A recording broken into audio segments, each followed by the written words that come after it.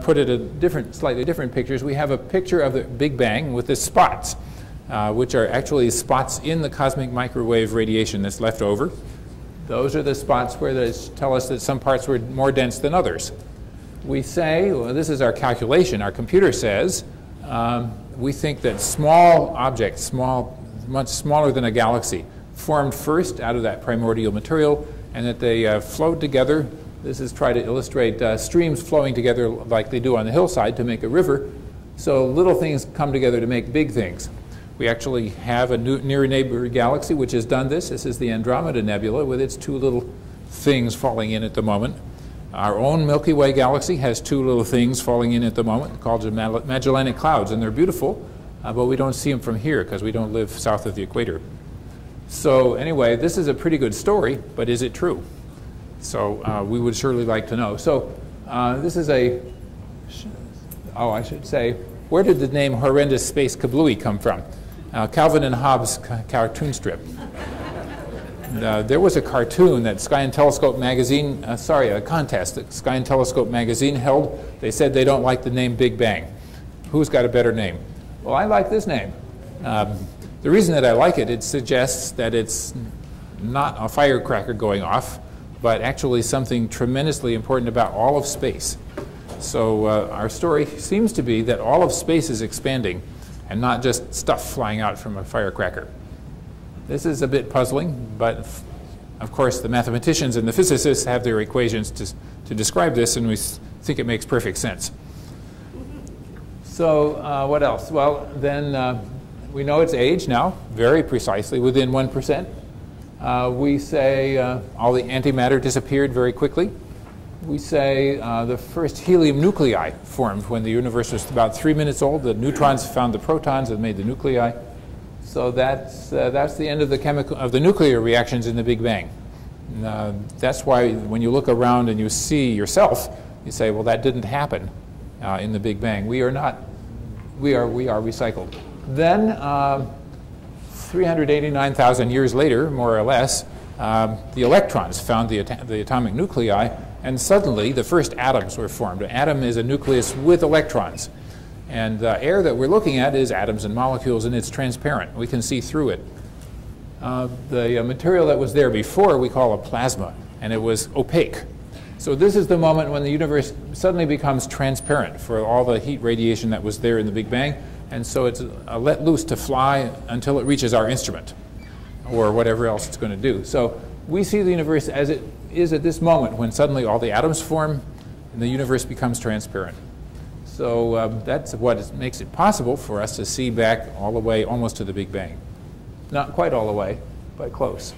Then we have a story about how the first stars were formed. We've never seen them because they're really hard to find and they're theoretical. They're just predictions. But of course something had to be first, so what was it? Then the universe continues. The Earth is actually quite young. The Earth and Sun are about 1/3 of the age of the solar system. Then the universe also about that same time started to accelerate. Now, for most of the last century, since the Big Bang was discovered, people said surely the gravitation will slow down the expansion, and we'll be able to measure the slowing down. Now, what happened when we finally got to do the experiment was it isn't slowing down, it's accelerating. And so we have no idea what this is. We call it by a name. We call it dark energy, which means we don't have a clue. But curiously enough, Einstein put it into his equation. That was what he needed to make the universe contract or not expand. Now, so it's come back. Einstein was right or wrong or right at least several different ways. So, and what's it going to do now? I have to tell you the end of the universe story now. We do not know, but it looks like if this is going to continue to accelerate, all the distant galaxies, except the handful of close by ones, they're all going to fly away. So in 100 billion or 1,000 billion years, when you look out, if you won't be able to see anything except the stars in our own galaxy, and almost all of them will have been burnt out also, because their fuel will be used up. So it'll be pretty dark. And so that's not a good time to be an astronomer. You would have no clue that this was the story of the universe. All the evidence would have been erased from everything you could see.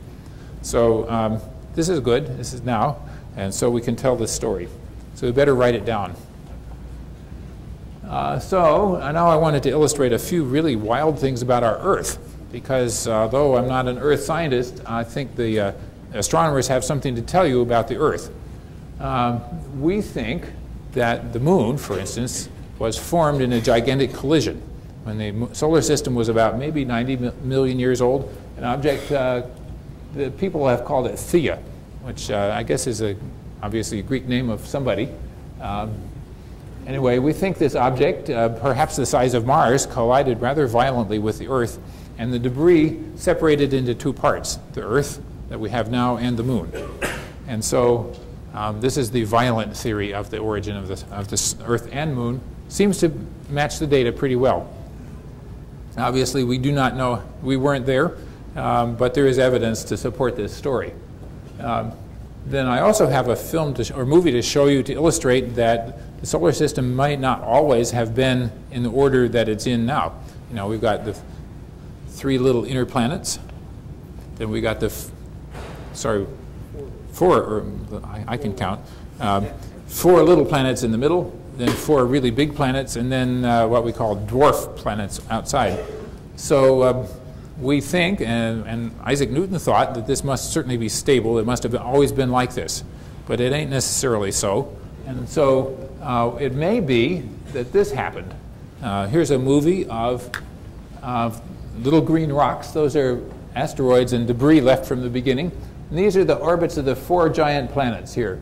So you can't see the Earth and the Moon down here. But see Jupiter, Saturn, Uranus, and Neptune in their big colors. And these are the rocks left over that didn't get to form a planet. And after about 700 million years of simulated solar system, something really bizarre happens. And it's about to happen, I think. Look, the orbits change. The rocks get flung all over the place. A lot of them hit the Earth, a lot of them hit the Sun, a lot of them are expelled out into space. And for all we know, whole planets may have been expelled out into space. There may be little Earths flying between the stars now. So anyway, this is a possibility for the early history of the Earth. As the astronomers and the geologists call this period of time the Hadean period, when it was really nasty to be here.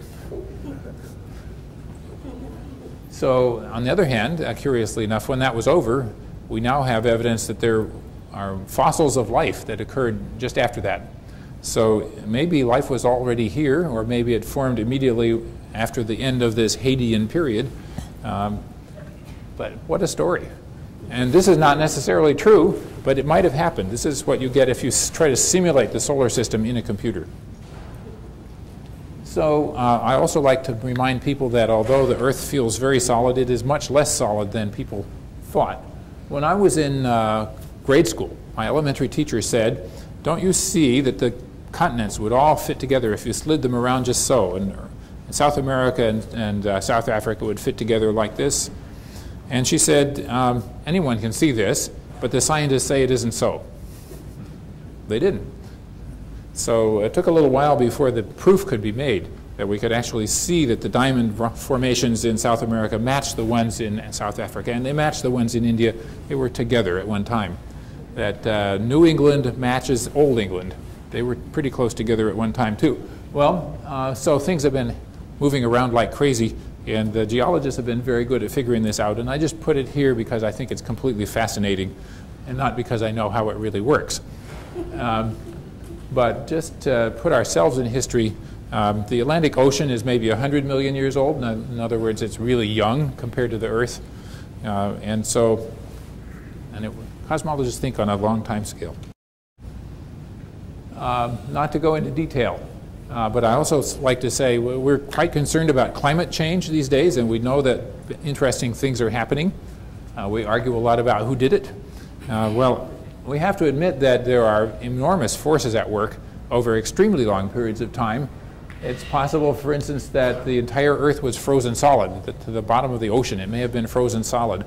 At one time it's called snowball Earth. And if such a thing occurred, it probably wasn't our fault because it was a long time ago. Volcanism changes the chemistry of the atmosphere. Hydrogen sulfide comes out and poisons the Earth sometimes. Carbon dioxide comes out of the Earth, changes the temperature of everything. Anyway, it's a completely amazing story, and NASA has something to do with this because we get to see some of the evidence. We take pictures of the Earth from above. You can find the meteor craters. We're pretty sure there was this whopping meteor that happened 65 million years ago, just about the time that our kind wiped out the dinosaurs, if that's what really happened. Maybe it wasn't the meteor's fault. Maybe our ancestors did it to them. At any rate, then a truly remarkable event occurred during an ice age. Our people like us showed up in southern Africa, and probably, some people say, lived by the ocean in a place where we can't dig up the fossils anymore because they're all underwater. Anyway, then we started walking around the world, and so here we are telling this story to each other. I love this story, and it's not astronomy, but it's still the origins of everything, and that's what attracts me. So a little bit about civilization. I like to say civilization for scientists began with Galileo, because he pointed his telescope up and he said, look what I see, and was the beginning of quantitative science for a lot of things. And not only did he do that, he figured out an awful lot of other things about mechanics and clocks, and anyway. So we celebrated that with the International Year of Astronomy, which was last year, 400 years after he did this. Then, what happens next? 2012, nothing much. You probably have heard there's a movie, there are all kinds of things there's some fake science out there on the websites just to make sure you'll go to the movie. Anyway, as far as I can tell, there's nothing true about the movie, but I haven't seen it. It's just people tell me it's a bad movie. So what's going to happen in our future? It could be, and this is a strange and exotic possibility, we're currently worried about producing all the carbon dioxide that we can, reversing 100 million years of the coal age all in a short time. Well, it could also happen that the opposite will happen over geological time. Don't know whether this is serious or not, but geological processes could actually bury all the carbon dioxide back into rock, in which case it's going to get awfully cold here. We won't like that either. So, on the other hand, in the very much longer time period, the sun will get brighter and brighter. It will expand. Eventually, the sun will expand to be the size of the Earth's orbit. Our little Earth is going to be orbiting inside the surface of the sun. So we better figure out space travel, if it's possible, before that. In about 7.6 billion years, the sun will actually go out. It'll run out of all of its nuclear fuel. It'll shrink down to be a white dwarf star. And then, as I mentioned earlier, the universe accelerates. It gets awfully dark here. And anyway, so that's some of the story. Now I want to tell you what it was that led to this Nobel Prize and a little bit about how we did that, and then go on to tell you what we're up to now. So in 1970, I was looking for a thesis project, and my advisor said, well, we're going to go measure the cosmic microwave background radiation. I really tried, but I got out of graduate school with a failed experiment. And so I gave up, and I went off to get a job doing something else. And then NASA said, we want proposals for new satellite missions. So I told my new boss, well, that old experiment didn't work, but it should have been tried in outer space. He said, yeah, we'll get a team together and we'll write a little proposal, and we send it in. And you know what? NASA never stopped it. We kept on going. And so a couple years later, I went down to Goddard Space Flight Center in Greenbelt, Maryland, and said, I'm going to work on this. And NASA kept on going. So in 1989, it finally went up after a tremendous amount of difficulty. And this is a picture of how it would be in space. So just to tell you what it is, it's got a tank up here that contains liquid helium. Liquid helium at a temperature of about 1.5 degrees above absolute zero. And there are two instruments inside to measure the cosmic radiation. There are also 3 boxes around the outside of it with microwave receivers to make a map of the sky. And then the rest of this is to protect the instruments and provide electrical power and send the information back down. And it's still up there doing its thing, except we're not paying any attention. And the helium is gone. So that's the observatory, product of Goddard Space Flight Center primarily.